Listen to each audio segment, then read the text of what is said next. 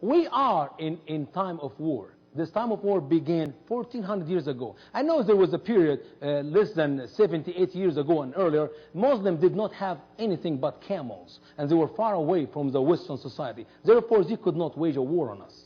Today, they live among us. They're everywhere. Muslims are in America, Muslims are in Europe, Muslims everywhere. Now they no longer ride camels, they have all the weapons which we have made and gave it to them. Therefore, they can come back to the reality, to practice the teaching of the Quran and wage war against the infidel, Christian and Jew.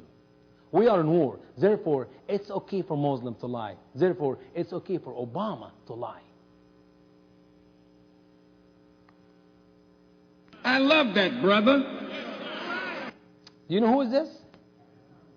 That's Louis Farrakhan. Louis Farrakhan is the leader of the Nation of Islam after Malcolm X, after Muhammad Elisha.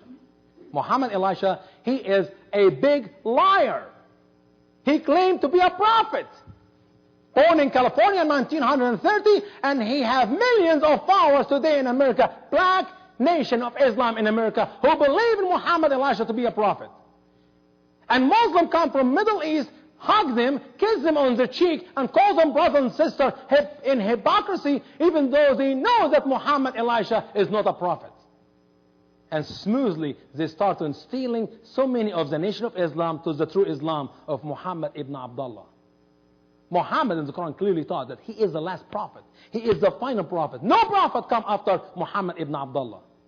That's the one who was born 1400 years ago, who claimed to be a prophet, who tell us about the inventor of the religion of Islam. But in America, Nation of Islam are good, and everybody's good. Not for a long time. 20 years from now, if you are a Nation of Islam, most likely Muslim will kill you. If you are a peaceful, loving Muslim, moderate Muslim, Muslim will kill you. Simply because the only religion accepted by Allah in the Quran is the religion of Islam, which is believe in Prophet Muhammad ibn Abdullah to be the last prophet. So, Louis Farrakhan said what? I love that brother. How dare Louis Farrakhan call Barack Hussein Obama brother? And say what? I love him? I think a leader of Nation of Islam knows the Quran. He knows what chapter 5 verse 51 says. O you who believe, do not take the Jews and Christians as friends. They are friends to one another. And whoever among you takes them as friends, so surely he is one of them. Surely God does not guide the unjust people. The command written in the Quran for Muslim not to take the Jew or Christian for friends. I wish I can see this verse on CNN someday. It'll be too late. I think the Muslim will burn CNN buildings. They will lose their station. And there you see the true picture of who are the Muslims. They will burn the radio station, the TV station, if they quote the Quran. Not to claim Muslims are jihadist, barbaric people. No, just read their own book online, on air. Louis Farrakhan know better to call Barack Hussein Obama, if he is a Christian, he know better to call him a brother. And to go, I love him? Listen to the rest of Louis Farrakhan's speech. I love that brother. And I want to see that brother successful. I don't want to say anything that would hurt that brother. And I don't want them to use me or the Nation of Islam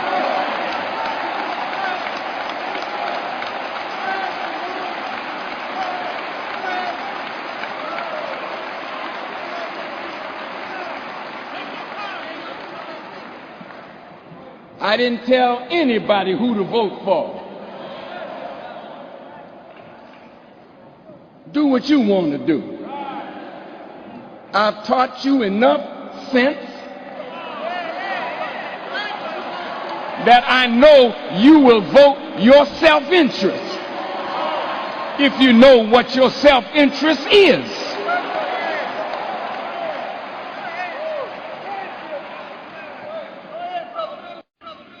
Here it is, America.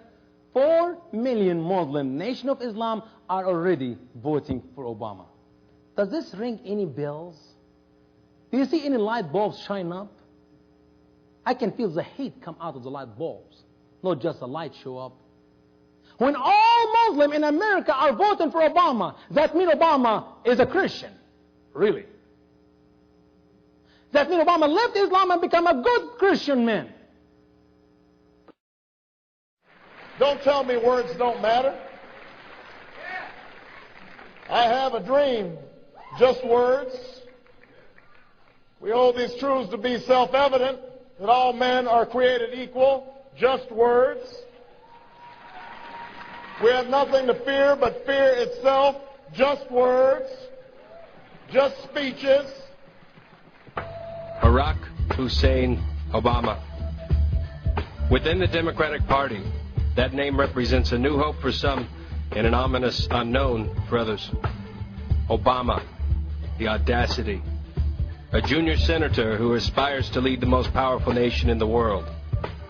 His name alone has created major divisions in the political landscape. Barack Hussein Obama. Will face in 2008. There you go. Why don't we just ask Osama Obama? Obama, what is since he won by such a big amount. Then they get President B. Hussein Obama in there, and he has massive majorities in the House. Why do you keep saying to B. Hussein Obama? Well, that's his name. But what's in a name?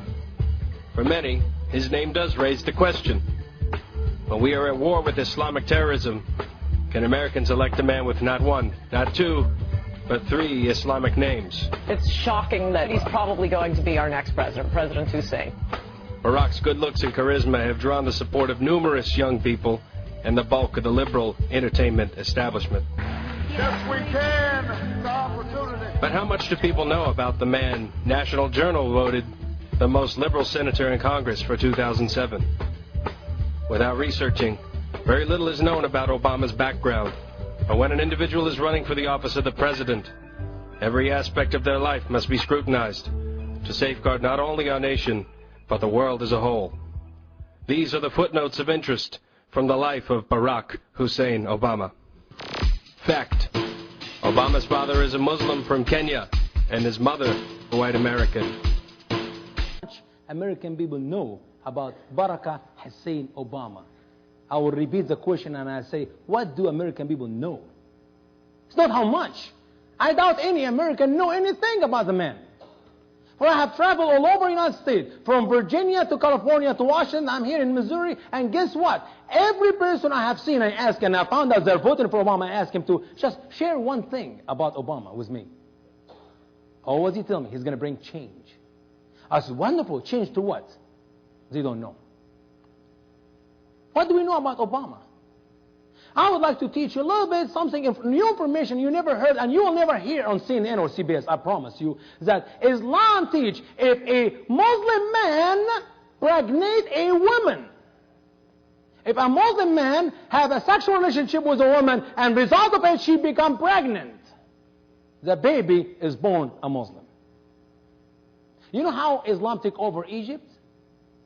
1400 years ago, they came to Egypt. In 100 years, they killed 4 million of my grandpa and my great-grandpa. And they raped their wives and their daughters. And Egypt became a Muslim country. For all the baby was birthed out of this rape was the beginning of Islam in Egypt. So it is all over the world. How Islam spread in Turkey. How Islam spread in Iran. How Islam spread in all over the Muslim world. It's through killing and rape. And by the way, they don't call this rape. They call it the marriage to the concubine. What your right hand possesses. They can buy slave, or they can kill the men, and their daughters and their wives are concubine. And Allah in the Quran gives them the permission to have sex with unlimited number of concubine. And that's how Islam spread all over the world. Barack Hussein Obama, his daddy is a Muslim. His grandpa is a Muslim. His great-grandpa are Muslim. Not because they believe in Islam, because they are birthed from a Muslim daddy. This is fact. You know, I talk to American people, oh, this is just in Egypt. This is just in Saudi Arabia. This is Islam. You ignorant people, that is Islam. If you don't know, say, I don't know, I'm sorry. Now I learned something new. No, they argue with me. They're going to change Islam for the love of USA.